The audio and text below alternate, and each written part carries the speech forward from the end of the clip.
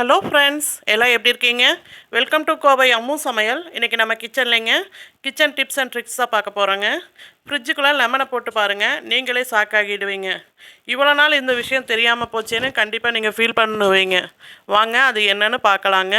First time என் video பார்க்குறவங்களா இருந்தீங்கன்னா red colour subscribe button அழுத்துங்க. பக்கத்தில் இருக்கிற பெல் பட்டனில் ஆல்னு கிளிக் பண்ணுங்கள். அப்போ தான் நான் போகிற ஒவ்வொரு வீடியோவோட நோட்டிஃபிகேஷன் உங்களுக்கு வருங்க.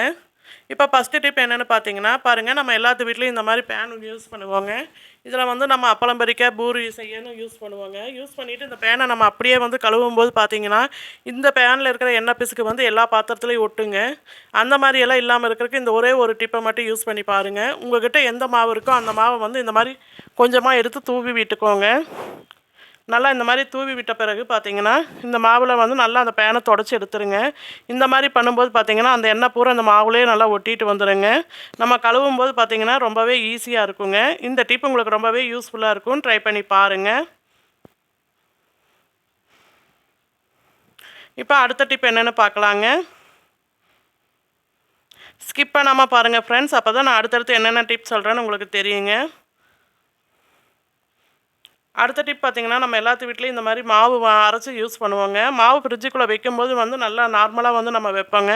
ஆனால் சில சமயங்களில் பார்த்திங்கன்னா அந்த மாவு நல்லா புளிச்சு போயிருங்க.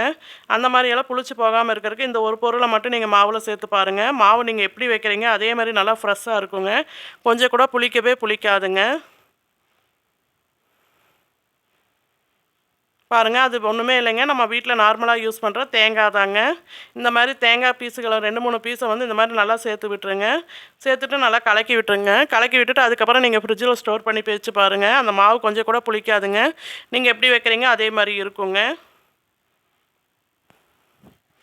இப்போ அடுத்த டிப் என்னென்னு பார்க்கலாங்க.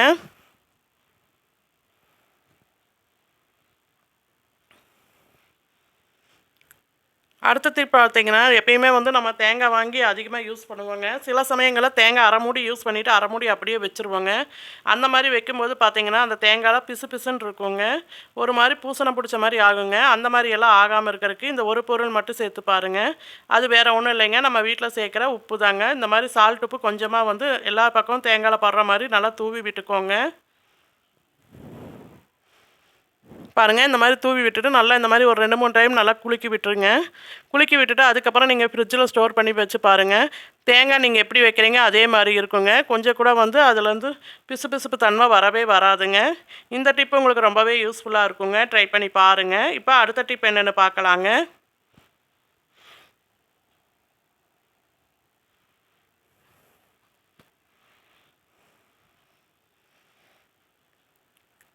அடுத்த டிப் பார்த்தீங்கன்னா, நான் மேக்ஸிமம் அதிகமாக வந்து இஞ்சி பூண்டு பேஸ்ட் வந்து நம்ம எல்லாத்து வீட்லேயும் வந்து ஸ்டோர் பண்ணி வைப்பேங்க.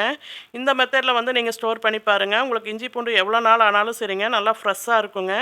கொஞ்சம் கூட வந்து இஞ்சி பூண்டோட கலரே மாறாதுங்க.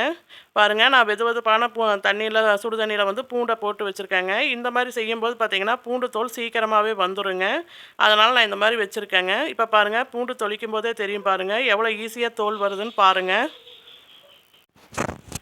பாருங்கள், இந்த மெத்தடில் வந்து நீங்கள் பூண்டு தொளிக்க ட்ரை பண்ணி பாருங்கள். இது உங்களுக்கு ரொம்பவே யூஸ்ஃபுல்லாகவும் இருக்குங்க, ஈஸியாகவும் இருக்குங்க. இப்போ பூண்டெல்லாம் தொளிச்சிட்டு காட்டுறோம் பாருங்கள்.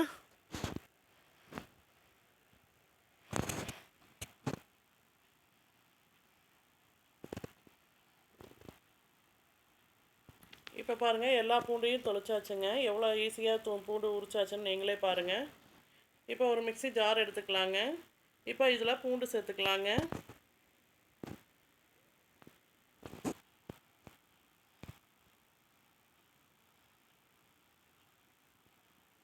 இப்போ இஞ்சி சேர்த்துக்கலாங்க. எப்பயுமே இஞ்சி பூண்டு பேஸ்ட்டு அரைக்கும்போது பார்த்தீங்கன்னா, நீங்கள் கொஞ்சம் கூட வந்து தண்ணியே சேர்க்கக்கூடாதுங்க. தண்ணி சேர்க்காமல் நீங்கள் அரைச்சாதான் நீங்கள் எப்படி அரைச்சி வைக்கிறீங்க அதே மாதிரி இஞ்சி பூண்டு பேஸ்ட்டு அப்படியே இருக்குங்க. நான் 2 மடங்கு பூண்டு எடுத்திருக்கேங்க, 1 மடங்கு இஞ்சி எடுத்திருக்கேங்க.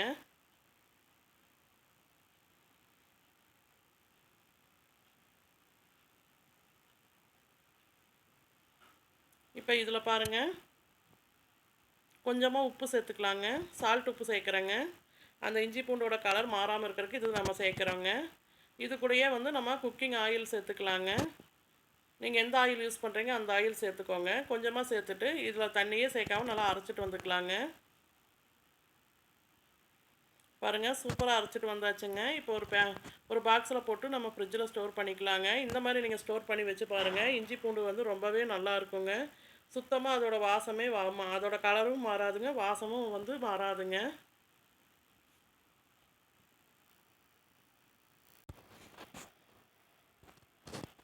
பாருங்கள் இந்த மாதிரி ஸ்டோர் பண்ணி வச்சு பாருங்கள். கண்டிப்பாக இந்த டிப் உங்களுக்கு யூஸ்ஃபுல்லாக இருக்கும். ட்ரை பண்ணி பாருங்கள். இப்போ அடுத்த டிப் பார்க்கலாங்க. ஃப்ரிட்ஜுக்குள்ளே இந்த மாதிரி லெமனை போட்டு பாருங்கள். உங்களுக்கு இதனால் பல ஆயிரம் மிச்சமாகுங்க. வாங்க அது என்னென்னு பார்க்கலாங்க. எப்பயுமே ஃப்ரீசருக்குள்ளே பார்த்தீங்கன்னா ஐஸ் கட்டி வந்து சீக்கிரமாக சேர்ந்துருங்க. அந்த மாதிரி ஐஸ் கட்டி சேரும்போது பார்த்தீங்கன்னா நம்மளுக்கு நார்மலாக வர கரண்ட் பில்லை விட அதிகமாகவே கரண்ட் பில் வருங்க. எப்பயுமே வந்து ஃப்ரீசருக்குள்ளே வந்து ஐஸே வந்து சேர விடாதீங்க. சேர விடாமல் இருந்தீங்கன்னா தான் உங்களுக்கு வந்து நார்மல் கரண்ட் பில் வருங்க. அந்த மாதிரி இருக்கிற ஃப்ரிட்ஜில் பாருங்கள் இந்த மாதிரி வந்து ட்ரை பண்ணி பார்க்கலாங்க. அதுக்கு பாருங்கள் நான் லெமன் எடுத்து வச்சுருக்கேங்க. பாருங்கள் இந்த மாதிரி லெமனை வந்து 2ஆக கட் பண்ணிக்கோங்க. இப்போ இது கூட பார்த்தீங்கன்னா கொஞ்சமாக வந்து பேக்கிங் சோடா சேர்த்துக்கலாங்க.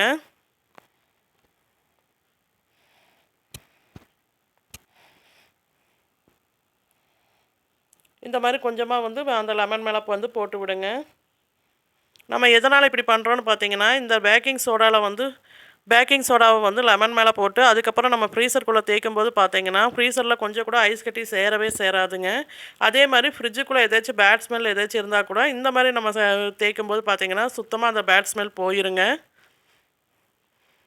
பாருங்கள் எப்பயுமே வந்து ஃப்ரிட்ஜில் பேட் ஸ்மெல் வராமல் இருக்கிறதுக்கு ஒரு பாதி லெமன் வந்து நான் ஃப்ரீசருக்குள்ளே இந்த மாதிரி வைக்கிறேங்க. ஃப்ரிட்ஜ் டோருக்குள்ளே வைக்கிறேங்க. மீதி பாதி லெமனை வந்து நம்ம ஃப்ரீசருக்குள்ளே நல்லா தேய்ச்சி விட்டுக்கலாங்க. இந்த மாதிரி தேய்க்கும்போது பார்த்தீங்கன்னா உங்களுக்கு சுத்தமாகவே வந்து வாசமே வராதுங்க. ஃப்ரிட்ஜும் வந்து நல்லா நீட்டாக இருக்குங்க. கண்டிப்பாக இந்த டிப் உங்களுக்கு ரொம்பவே யூஸ்ஃபுல்லாக இருக்குங்க. ட்ரை பண்ணி பாருங்கள்.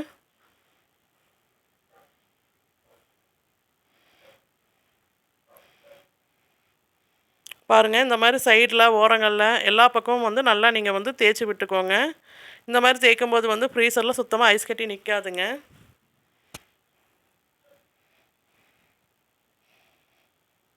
கண்டிப்பாக இந்த டிப் உங்கள் எல்லாத்துக்கும் ரொம்பவே யூஸ்ஃபுல்லாக இருக்குங்க. ட்ரை பண்ணி பாருங்கள். இந்த டிப் உங்களுக்கு பிடிச்சிருந்தா என் வீடியோவுக்கு ஒரு லைக் பண்ணுங்கள். உங்கள் ஃப்ரெண்ட்ஸ் அண்ட் ஃபேமிலிக்கு ஷேர் பண்ணி விடுங்க.